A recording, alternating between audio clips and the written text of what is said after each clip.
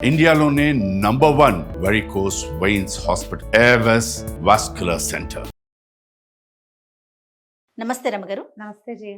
రమగారు, పూజలు, వ్రతాలు, నోములు, పర్వదినాలు వీటికి సంబంధించి నియమాలు ఏంటి, ఎలా పాటించాలి, ఆ రోజు ఎలాంటి నైవేద్యం పెట్టుకోవాలి, అమ్మవారినో లేదా స్వామివారినో ఎలా అలంకరించుకోవాలి, మనం ఎలా ఉండాలి, ఇలాంటి విషయాలు ప్రతి పండుగకి మీలాంటి వారందరితో మనం మాట్లాడిస్తూనే ఉన్నాము. అందరికీ యూట్యూబ్ ఆన్ చేస్తే ఏదైనా ఒక పండుగ వస్తుందంటే ఇలాంటి విషయాలే, ఇది చెయ్యాలి, ఇది చెయ్యాలి, ఇలా చేయాలని. పరిస్థితి ఎట్లా అయిపోయిందంటే ఇది చెయ్యకూడదు, అసలు ఇట్లా చెయ్యమాకండి, ఇది తప్పు అని చెప్పాల్సిన పరిస్థితికి వచ్చేసాం. అసలు ఒక నియమం, ఒక పద్ధతి అంటే మోడర్న్గా ఉండటం అనేది పూజల్లో కూడానా, వ్రతాల్లో కూడానా, ఎక్కడికి తీసుకెళ్తున్నామో ఏం అర్థం మోడర్న్ గా ఉంటే కావట్లేదు. ఇంక నీకు పూజా వ్రతం ఎందుకు? అవి మానేయచ్చుగా. అంత మోడర్న్ అయితే పూజలు వ్రతాలు హాయిగా మానేయచ్చు. ఇవి మోడర్న్ గా ఉండే వాళ్ళకి కాదు కదమ్మా, సనాతన సాంప్రదాయం కదా.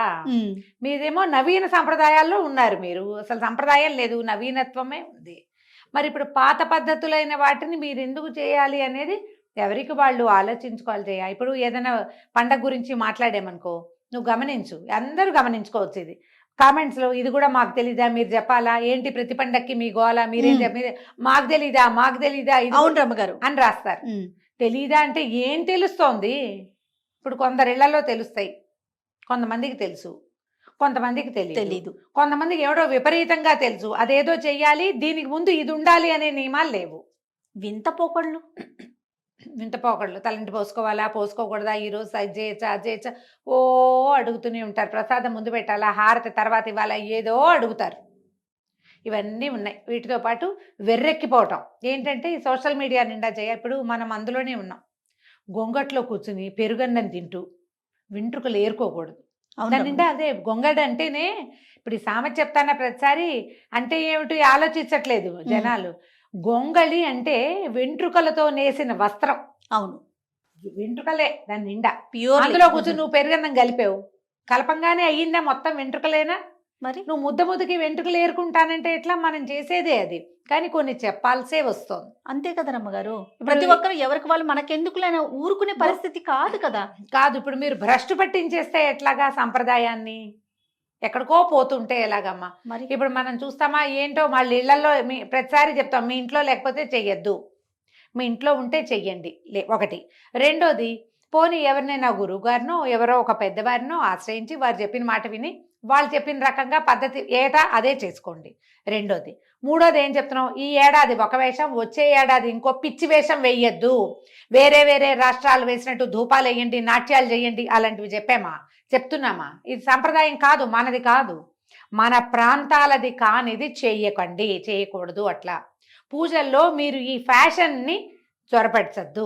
ప్రత్యేకమైన వస్త్రధారణ అనేది చెప్పటం జరిగింది రమ్మగారు. ఎందుకు లేదు, సంప్రదాయ వస్త్రం. ఎప్పుడు మిమ్మల్ని ఒక క్వశ్చన్ అడగాలనుకుంటానండి. ఆలయాలకి దర్శనానికి వెళ్ళేటప్పుడు కానీ, ఇంట్లో ప్రత్యేకమైన పూజలు చేసేటప్పుడు పట్టు వస్త్రాలే ఎందుకు కట్టుకుంటాం రమ్మగారు? ఎందుకంటే అవి పవిత్రమైనవిగా భావిస్తామమ్మా, వాటికి తడి పొడి మట్టి అంటదు, అందుకని పట్టు వస్త్రాలు చెప్తారు. లేదా ఉతికి ఆరేసిన బట్టలు, మడికి పనికొస్తాయి పట్టు బట్టలు. అది పత్తితో నేసినవి కాదు కదా. అవునులేండి. పట్టు అనేసారు కల్లా కాటన్ కాదు, అందుకని సిల్క్ కదా, అది పురుగు నుంచి వస్తుంది, అందుకు అది మంచిది, మడికి పనికొస్తుందని. ఓకే. ఇప్పుడు మీరు శుద్ధంగా అంటే చాలా మంది అడుగుతారు, భోజనం చేశాక ఇప్పుడు మనం ఏదో పార్టీకి వెళ్ళాం, భోజనం చేసాం, ఆ చీరని సాయంత్రం వచ్చాక మడత పెట్టి లోపల పెట్టాం, ఆ చీర పనికిరాదు దేవాలయానికి వెళ్ళడానికి. నువ్వు అన్నం తింటావు కదా ఆ చీరతోటి, దాని మీద ఒక టమాటా సాసో, ఒక మెతుకో, ఒక కొబ్బరి ముక్కో, ఏదో ఒకటి పులుసో, సాంబార్ తింటారు, రసాలు తాగుతారు, సూపులు తాగుతాం, ఓడి రాపైనా పడుతుందా? పడతా? అబ్బాయి మేము బాగా తింటామండి, నువ్వు చక్కగా తింటావు, మీ పక్కవాడు ఎవడో ప్లేట్ పుచ్చుకెళ్తాడు, ఆ ప్లేట్ నీ చీరకు రాసుకునే పోతుందా? అన్నం అంటిన బట్టలతోటి పవిత్రమైన స్థలాలకి వెళ్ళకూడదు, ఆ చీర కట్టుకుని మళ్ళీ పూజలకి కూర్చోకూడదు, పేరెంటాలకి వెళ్ళకూడదు. నువ్వు మళ్ళీ ఇలాంటి పార్టీకి పోతానంటే పో, కానీ పూజ చేసేటప్పుడు ప్రత్యేకంగా చెప్తాం, ప్రతిసారి శుభ్రమైన వస్త్రాలు, పట్టే కాదు ఉతికినవి శుభ్రమైన బట్టలైనా కట్టుకోవాలి. అమ్మ ఒంటి నిండా గుడ్డు ఉండాలమ్మా, మెయిన్. ఇది చెప్పాలా మీకు చెప్పాలా? అసలు నాకు అర్థం కాదు, చెప్పాలా ఇది? మీరు ఒంటి నిండా బట్టలు వేసుకోండి అని మీకు ఎవరైనా చెప్పాలా? అది కూడా చెప్పించుకునే స్థితికి వస్తే మీరు మనుషులుగా ఏ లెవెల్లో ఉన్నట్టమ్మా? కొంచెం ఆలోచించుకో. ఆలోచించుకోవద్దా?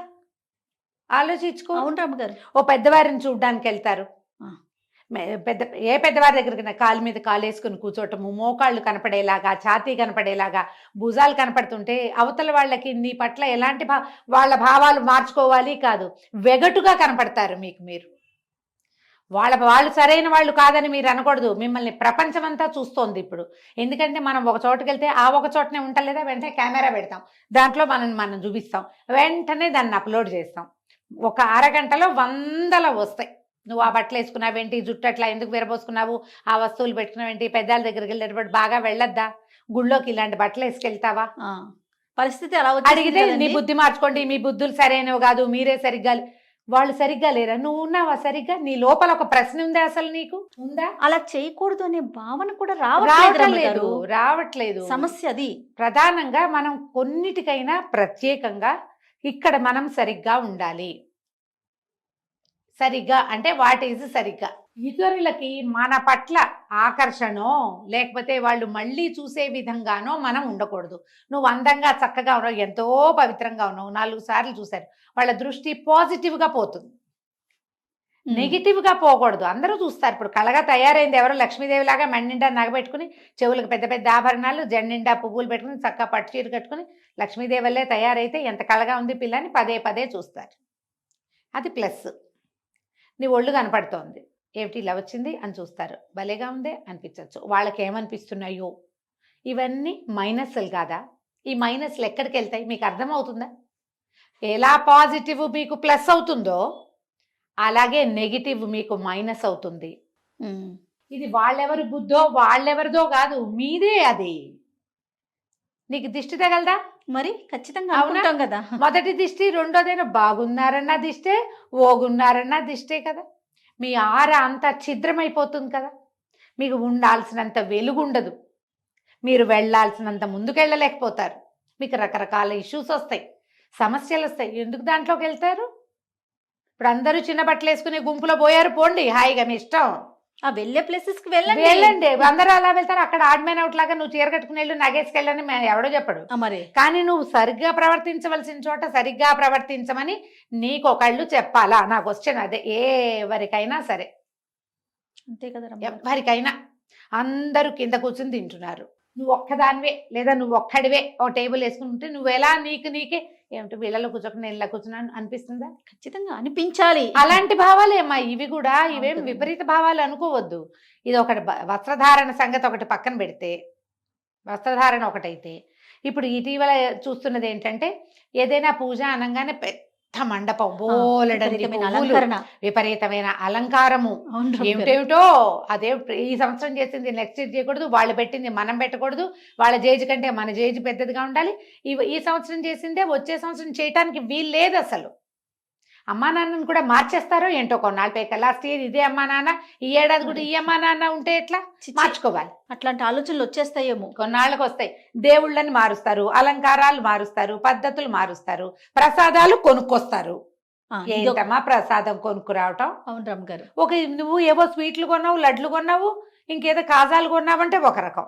అమ్మవారి నివేదనకి నువ్వు ఇంట్లో బోళ్ళంతా అలంకారం చేసుకుని, నువ్వు చేసుకొని నీ అంతట నువ్వు అలంకరించుకుని, అమ్మవారిని అలంకరించి, ఒక్క ముద్ద నీ చేత్తో ఓ పాయసమో పులిహోరో చేసి పెట్టవు ఇంట్లో, దానికి కూడా ఒళ్ళం కదా మీకు.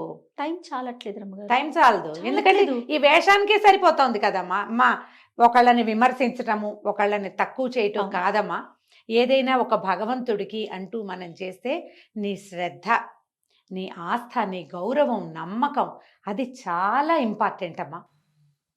మీరు అవి ఎంత ఇస్తే అది మీకు అంత వస్తుంది. మీరు ఈ వేసిన వేషం ఏటా పెంచాలి. ఒక్క ముద్ద అన్నం ఉండి కాస్తంత పులిహోర కలిపి ఎంత చేయాలి? ఇంత వండాలా? ఒక గ్లాస్ బియ్యం వండితే ఒక 1/2 గ్లాస్ పాయసం, 1/2 గ్లాస్ పులిహోర అయిపోవు. అరగంట కూడా పట్టదమ్మా ఆ పనికి. ఓ నిమ్మకాయ పిడిచి తిరగమాత పెట్టినా తీసుకుంటాడు కదమ్మా అయ్యవారు. బజార్లో కొనుక్కురండి, 500 ఇస్తే ప్రసాదాలు వస్తాయి, నివేదనలు పెడతారా? మీ ఇంటికి చుట్టాలు వచ్చారు, బయట నుంచి భోజనం తెప్పించడమే తప్పు. పోనీ అదేదో తగలబెడుతున్నాం, చేస్తున్నాం అట్లాగే. బయట నుంచి కూరలు వస్తాయి, అన్నం వస్తుంది.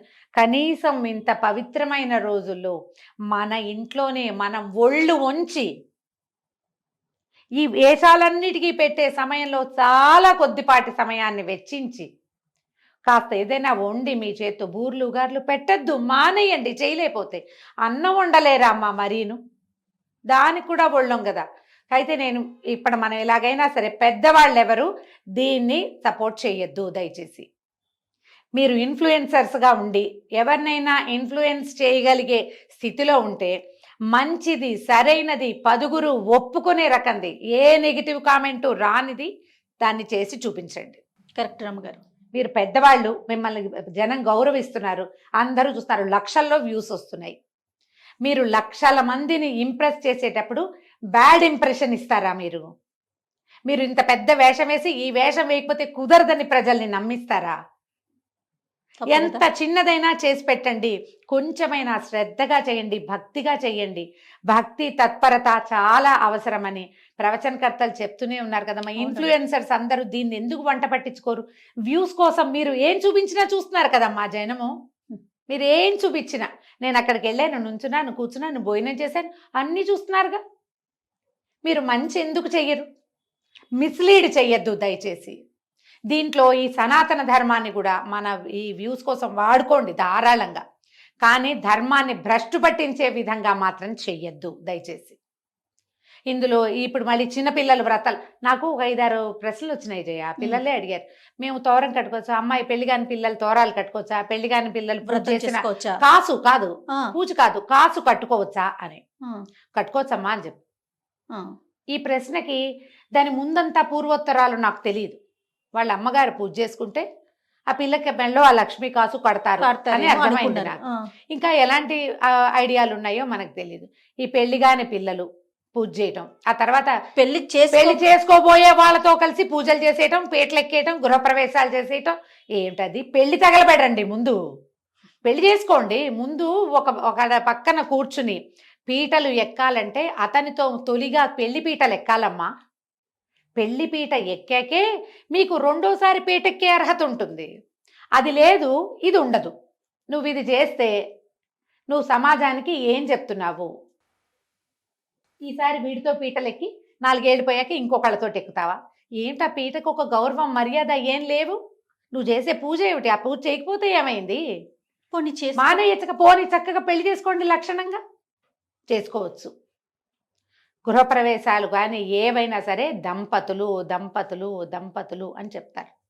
దాంపత్యం అంటే మీరిద్దరూ ఎక్కడో కలిసి ఉండటం కాదు, మీకు శాస్త్రవిహితంగా వివాహం అవటం. ఈ శాస్త్రంలో మనలాగా ఇప్పుడు సివిల్ మ్యారేజ్ మనం చేసుకుంటాం, వాళ్ళంతా యజ్ఞం హోమం చేసి ఓ బ్రాహ్మణాయన కూర్చుని అదే కాదమ్మా.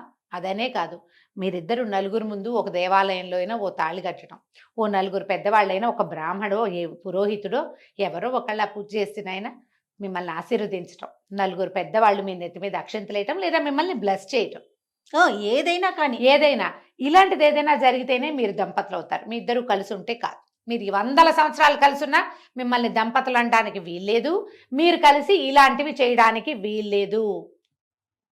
వీళ్ళని ఇప్పుడు కొన్నిటిని చూస్తాం, బాయ్కాట్ దట్టు, బాయ్కాట్ దిస్సు చూస్తూ ఉంటాం. ఒక యాక్టర్ ఎక్కడైనా చెడ్డగా మాట్లాడారనుకో జయ, వెంటనే వాడిని బాయ్కాట్ అంటారు. అతన్ని బాయ్కాట్ అంటే, నాకు ఈ మాట ఎప్పటి నుంచో చెప్పాలనుకున్నా. ఒక్క ఆయన నువ్వు బాయ్కాట్ చేస్తానంటే, ఆయన ఒక సినిమాలో యాక్ట్ చేస్తే ఆ సినిమాలో 24 క్రాఫ్ట్స్ ఉంటాయి కదమ్మా.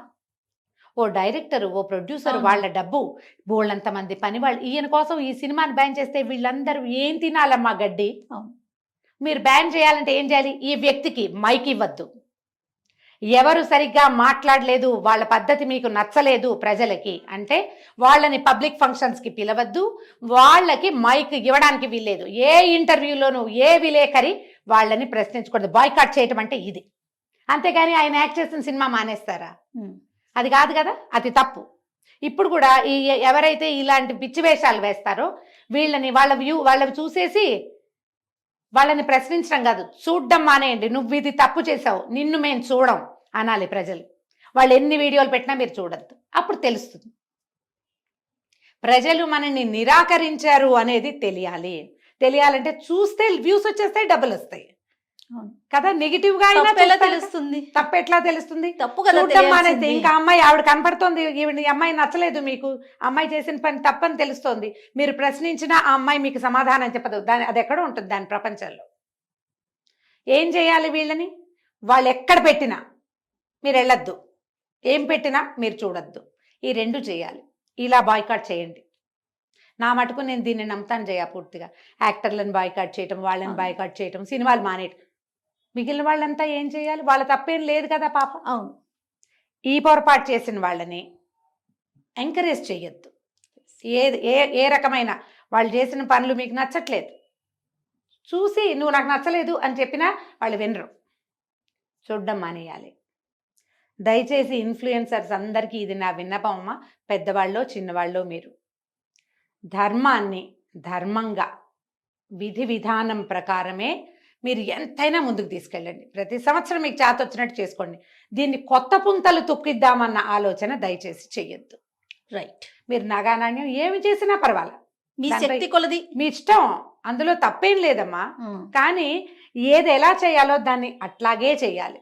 దాంట్లో మీదైన శైలిని పెట్టద్దు. ఆ పొరపాటు దానివల్ల ఏమవుతుందంటే మీ ముందు తరాలకి ఇవాళది మన కడుపు నిండిపోతుందేమో, ముందుకు ఎలా వెళ్తాం మనం? మన పిల్లలు ఏం నేర్చుకుంటారు దీని నుంచి? అంతే కదా. అది ఆలోచించండి దయచేసి. నమస్తే. నమస్తే.